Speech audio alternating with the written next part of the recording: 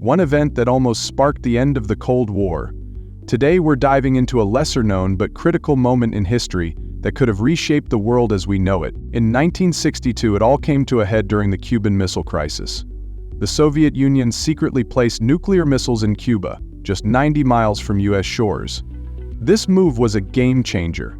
The United States, led by President John F. Kennedy, saw this as an existential threat. With missiles ready to strike the U.S. at any moment, the stakes couldn't have been higher. The world held its breath as the two superpowers stared each other down. Kennedy ordered a naval blockade around Cuba, demanding the Soviets remove their missiles. Meanwhile, Soviet Premier Nikita Khrushchev responded by strengthening his stance. Both sides were prepared for the worst. This was more than just a political standoff. It was a literal countdown to nuclear war. For 13 days, the world was on the brink of nuclear war. The US military went on full alert, with bombers flying over the Soviet Union and troops on high readiness. Both countries were seconds away from launching missiles. A single mistake, a single miscommunication, could have led to the end of civilization as we knew it. But then something extraordinary happened. Behind the scenes, both Kennedy and Khrushchev realized the catastrophic consequences of a nuclear war. They decided to secretly negotiate, bypassing public rhetoric.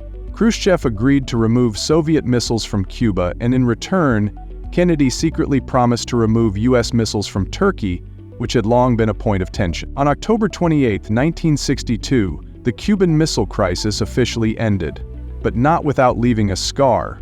The tension was so intense that even after the missiles were removed, the threat of nuclear war lingered for years. This crisis marked the closest the world has ever come to full-scale nuclear conflict during the Cold War. But here's where the story gets even more interesting. The Cuban Missile Crisis wasn't just a military showdown. It was a wake-up call. Both sides realized that continued confrontation could lead to annihilation. In the aftermath, they took a significant step toward easing tensions. The US and the USSR established a hotline for direct communication between their leaders and began more arms control talks. And the fear of mutual destruction brought about a period of cautious diplomacy that led to détente, the easing of Cold War tensions. The crisis ultimately had a long-lasting impact on US-Soviet relations. While it didn't end the Cold War overnight, it set the stage for future arms control agreements, like the Nuclear Non-Proliferation Treaty in 1968. And, while the Cold War continued for nearly 3 more decades, the Cuban Missile Crisis marked a shift toward diplomacy over pure military power. Today, the Cuban Missile Crisis serves as a reminder of just how fragile peace can be and how close we came to losing it all. It reshaped global diplomacy, taught the importance of communication, and showed the world the true cost of war.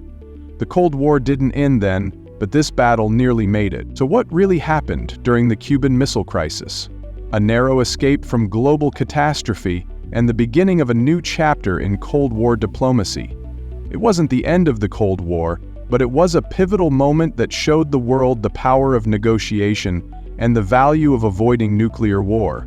In the end, this battle proved that sometimes, diplomacy can be more powerful than force.